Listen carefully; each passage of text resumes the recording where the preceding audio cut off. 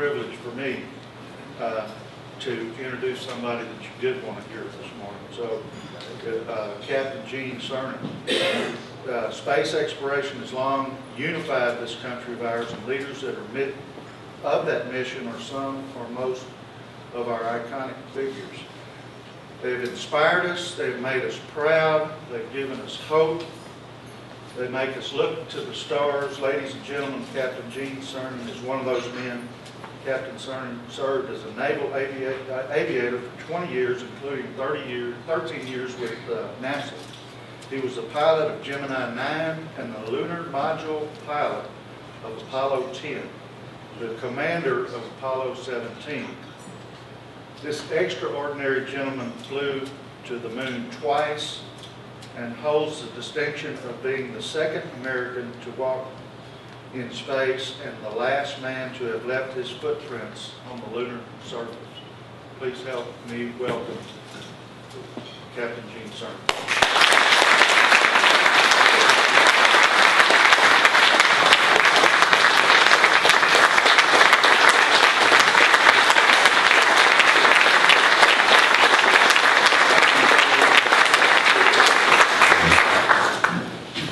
Ladies and gentlemen, thank you, Senator, for those kind words. I do appreciate it. Remember, less is better than more. Right. Appreciate all you being here today. Raul Torres came up to me this morning, and Raul said,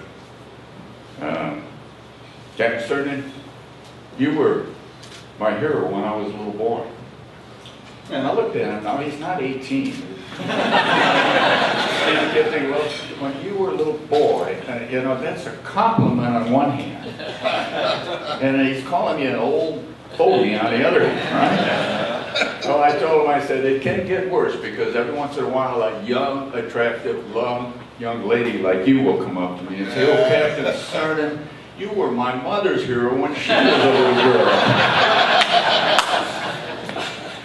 It is a pleasure to be here. I know some folks back there in Austin, you know, interested in, you know, those 10 favorite questions. What's it like to go to the moon? Were you scared? How did you feel about it? What's the Earth look like? You feeling close to God? That's not why we're here this morning. I'd love to do that someday, and I could go on and on and on about that experience because it truly is embedded somewhere in my psyche. But we're here to talk a little bit about the significance of America's space program, past, present, and hopefully future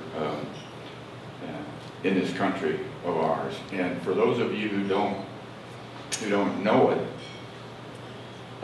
Wednesday will be the 50th anniversary of JFK's Go to the Moon speech. 50 years ago this Wednesday, he got up in front of Congress and challenged the United States, the American people, to go to the moon. And I'd like to take you back a little bit. I don't have a lot of time this morning, because we're going to have a little discussion here. Take you back in history very quickly, because as I look around, and in all deference to Raul Torres, I am probably a senior citizen here today, and there's a whole generation of young men and young women, many of you in this audience, who either weren't born when Neil Armstrong made the first steps on the moon, or at best in diapers or knee pants when I made the final steps. So let me take you back a ways. 50 years ago, you know, it was a period of this time called the horrible, the terrible 60s.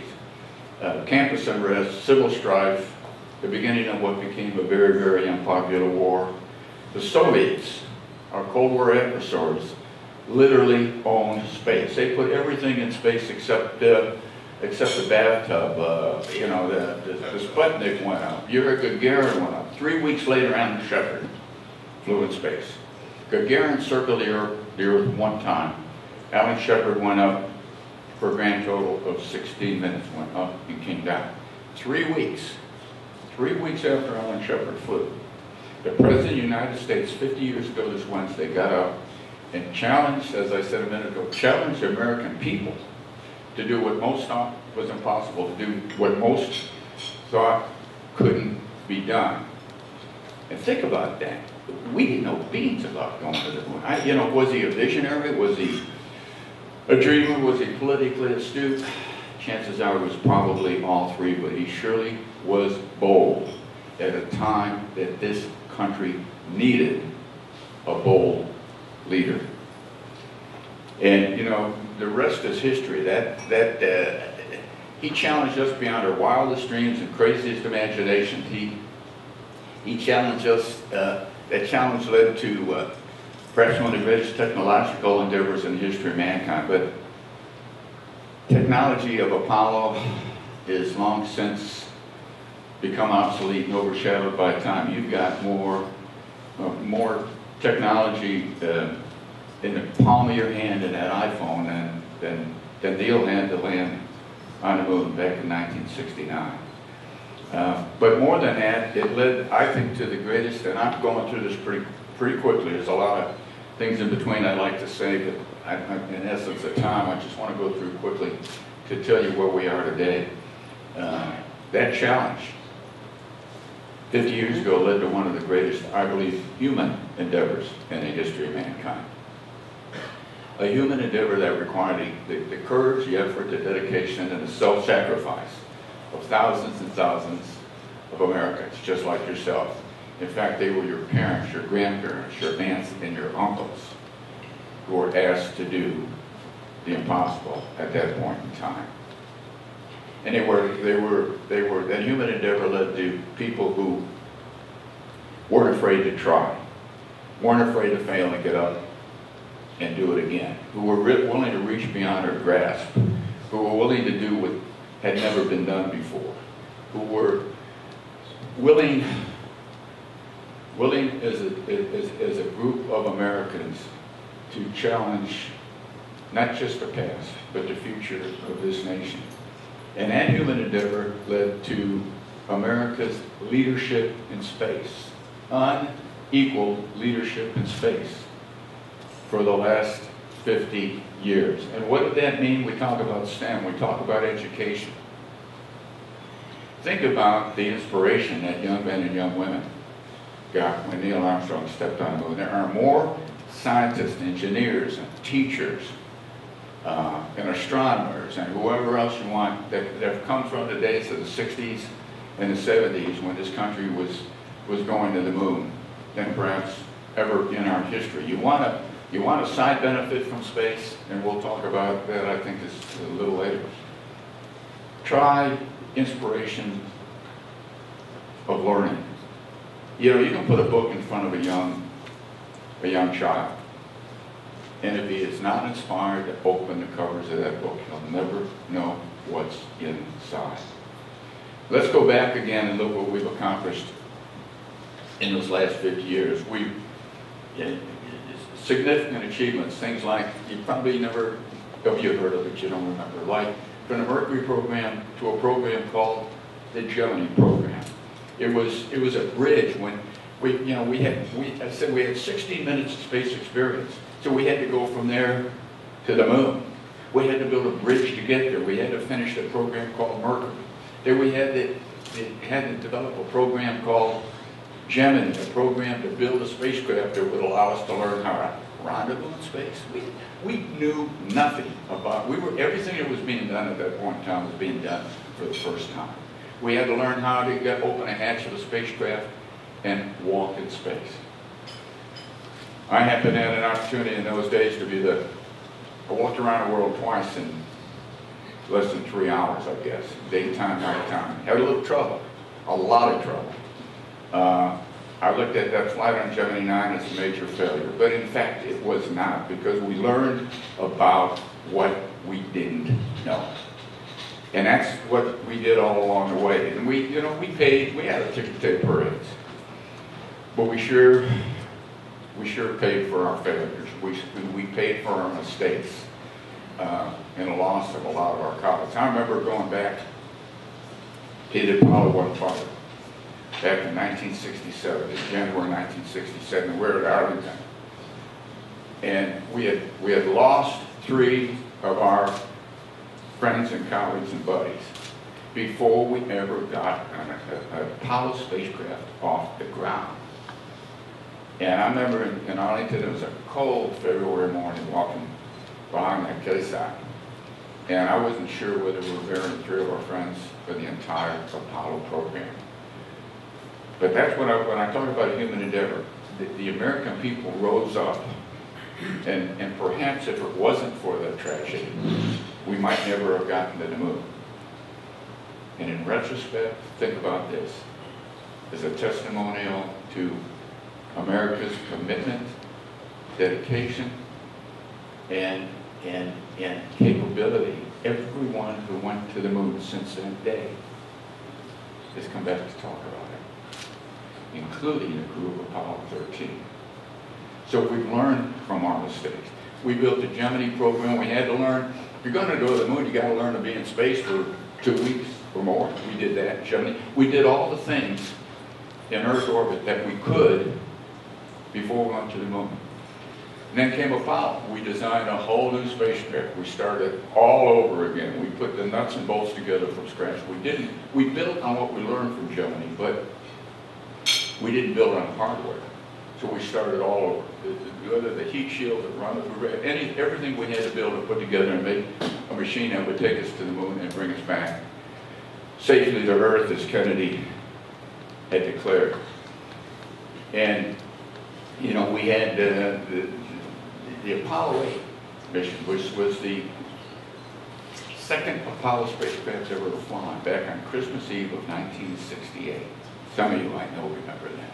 The first time human beings had ever been on that 38-story Saturn V ever took them to the moon. Those first pictures of the Earthrise, where we saw the Earth rising over the lunar horizon from 250,000 miles away, were brought back on Apollo 8. And I read from the Old Testament. And then we went on and through Apollo, we had 7 attempted landings on the moon, 6 made it, 12 people walked on the moon. I'd love to spend some time here, but we don't have it, to tell you what it was like. And the nostalgia of having the honor, but the responsibility of taking that last step on the surface of the moon.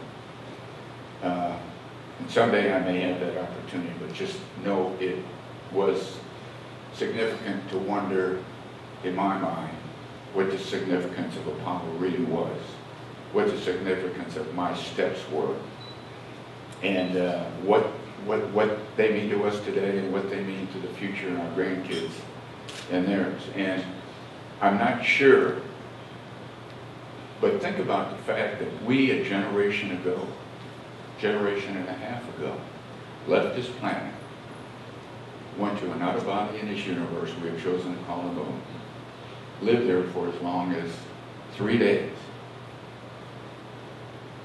left this planet and lived on another planet in this universe. We've already done that.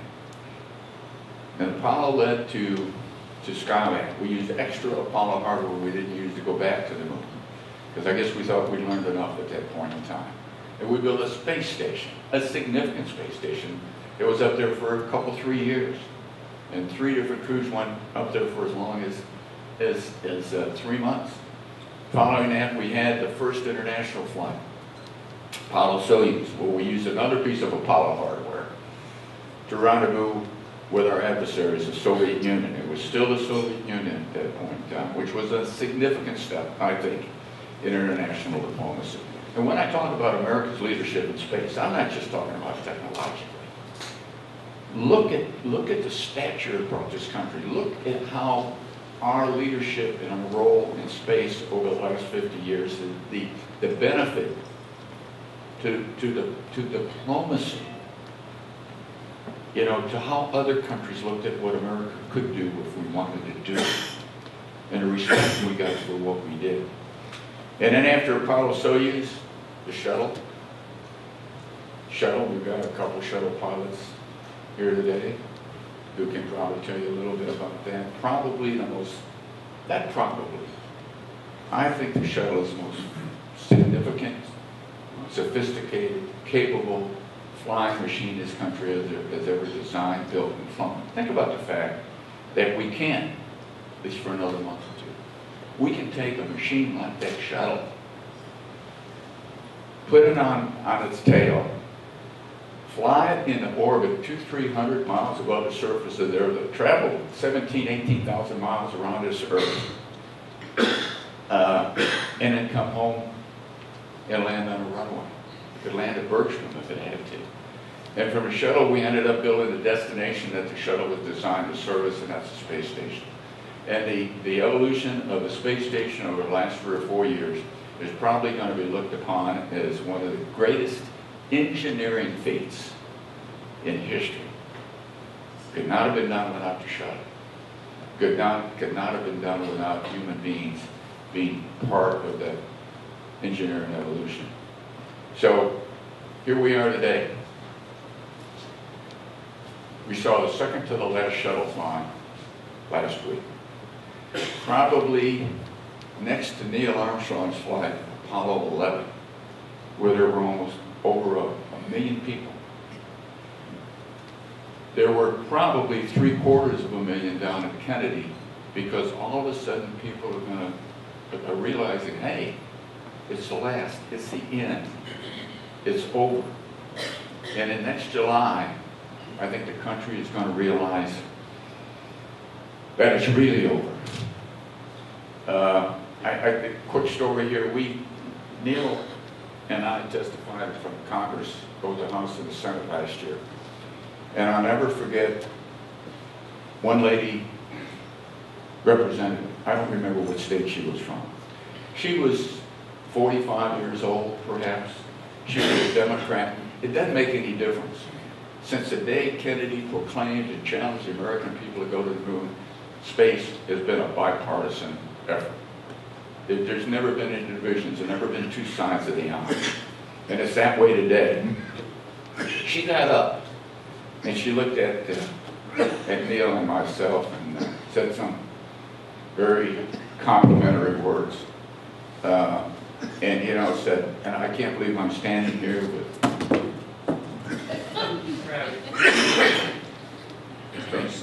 I really, who did this? And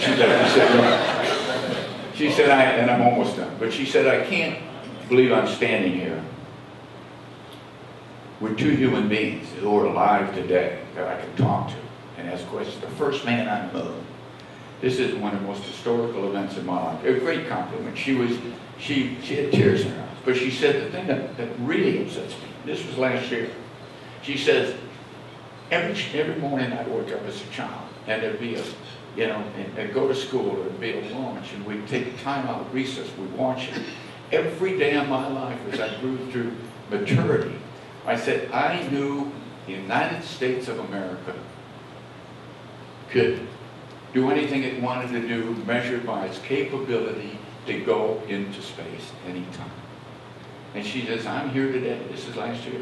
She says, I'm here today as a grown woman and have to face the realization that in a year's time, that capability will no longer exist in our country. So we've gone full circle.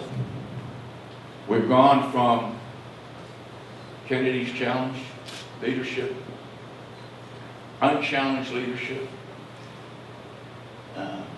American excellence displayed very vividly, full circle from a day when the Soviet Union's owned space to today, when we're giving space back to the same people by a different name, but we're giving space back to the same people. Unacceptable, intolerable. We can not allow that to happen. For whatever reason, and I don't want to get into the political side, but for whatever reason, the President administration has decided that space, technology, education, inspiration you get from space is just not worth it. That the significance of our leadership is not worth it. We are becoming and will become a second-rate nation in space.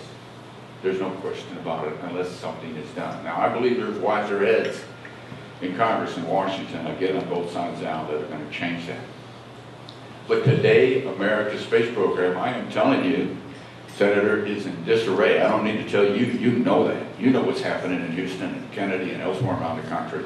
America's space program is in disarray. There's no goal, there's no product program, there's no, we call it a mission to nowhere. And unfortunately, and I'll slip this one in, as far as I'm concerned, because of the visibility of the space program, it is a typical example, if we're not careful and we don't stop it sooner than later, of what is happening in this country. We're becoming second rate in space, and unfortunately, I think we're going to become second rate as a country. We cannot wait. We've got to decide that we need to do something about it now. And what you folks here are doing and bringing space to the forefront and letting people know the significance, the economic importance, the educational importance of what space has and can and will bring to people's lives over the years to come. That's what's really important. Now, there's a young man out there in high school. He's going to debate space next year. I met him earlier. There he is. I want to tell you, young man, we are going to go back to the moon. And we are going to go back. We are going to go on Mars. It will happen. I may not be here, but you will. And you're one of the young men, and you're one of the young ladies who are going to help make it happen, as long as the rest of us out here give you the same opportunity that someone gave me. There is a young boy and a young girl out there. I know. I've met them. They may be in 3rd or 4th and 5th grade. They may be your kids or your grandkids. I don't know. With the indomitable will and courage, who I believe will someday take this country back where we belong. Thank you.